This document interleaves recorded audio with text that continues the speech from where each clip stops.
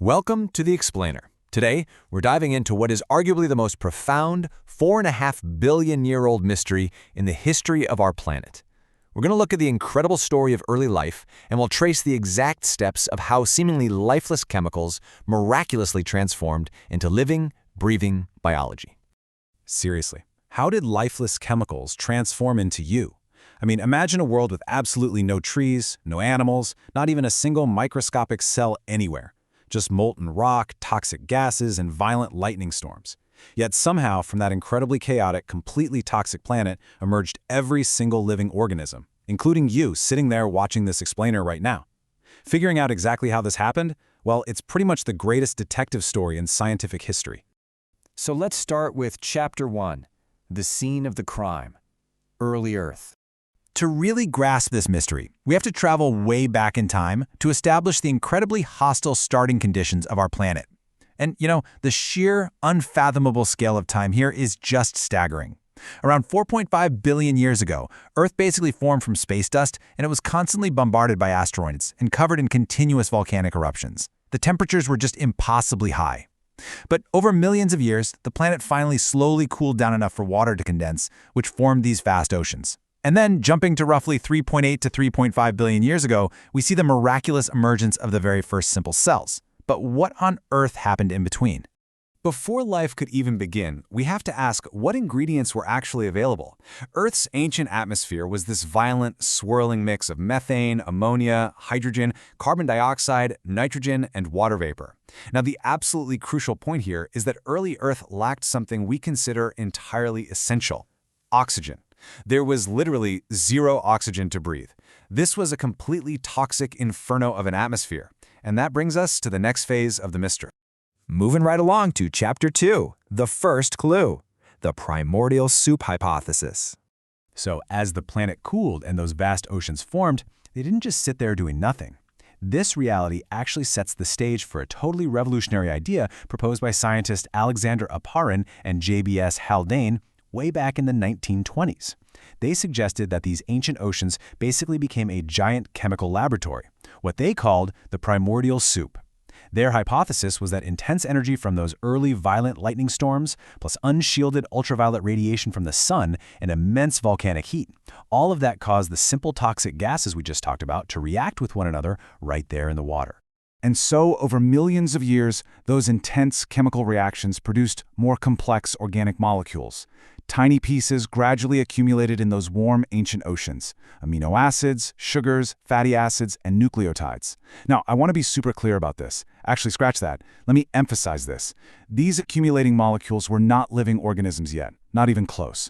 You really have to think of them more like the essential, scattered puzzle pieces required to eventually build life. So you're probably wondering, how do we know this actually happened? Well, that brings us to Chapter 3, the lab reconstruction, the Miller-Urey experiment. In 1953, Stanley Miller and Harold Urey decided to bring this scene of the crime indoors. They built this really elegant glass apparatus to test the primordial soup hypothesis. First, they combined those specific early Earth gases and water vapor. Second, they added electrical sparks right through the mixture to simulate those violent lightning storms. Third, they simply waited 1 week, just 7 days. And step 4, well, that's where the magic happened. After a week, the water in their apparatus actually turned reddish-brown. When they collected and analyzed it, no way, they found newly formed amino acids, the exact molecules that make proteins in every single living organism. They successfully proved that life's essential building blocks could form completely naturally, without any living organisms present to make them. Now, obviously, science is an ever-evolving process of refinement, right? Since 1953, our understanding of the exact makeup of early Earth's atmosphere has shifted just a little bit from what Miller originally assumed. However, the core finding, it remains rock solid.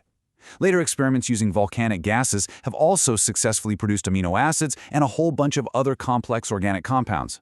So the basic premise is totally proven. Raw chemistry can create the building blocks of biology. But having a pile of building blocks isn't the same as having a building. Which leads us to Chapter 4, the missing link, protocells and the RNA world. As we just established, amino acids alone aren't alive.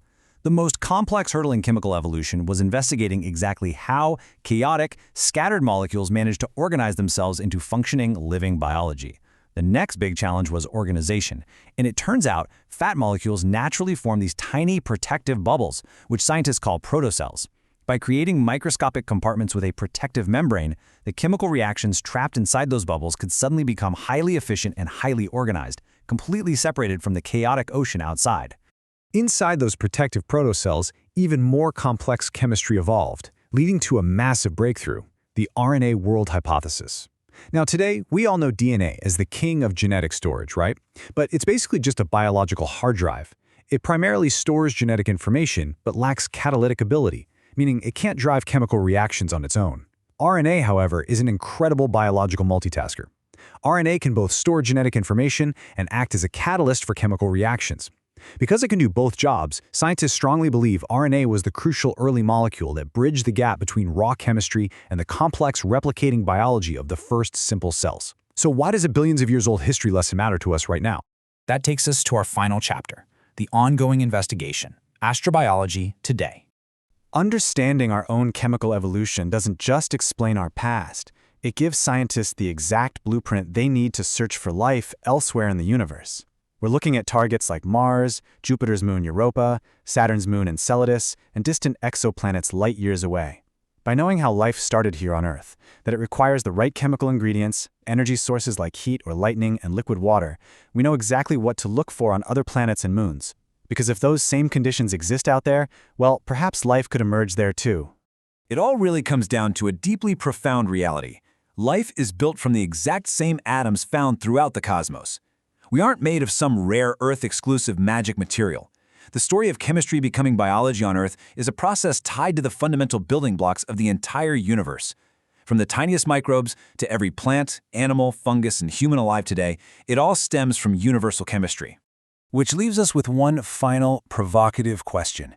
Is this incredible journey happening again somewhere among the stars? From simple molecules floating in ancient oceans to billions of living species, the journey of life on Earth is absolutely awe-inspiring. But knowing the ingredients are scattered all across the galaxy, it really invites us to look up at the night sky and wonder if, right now, on some distant water-filled world, the spark of life is just beginning to catch. Thanks so much for joining me for this explainer. Keep your curiosity alive and never stop wondering about the universe around you.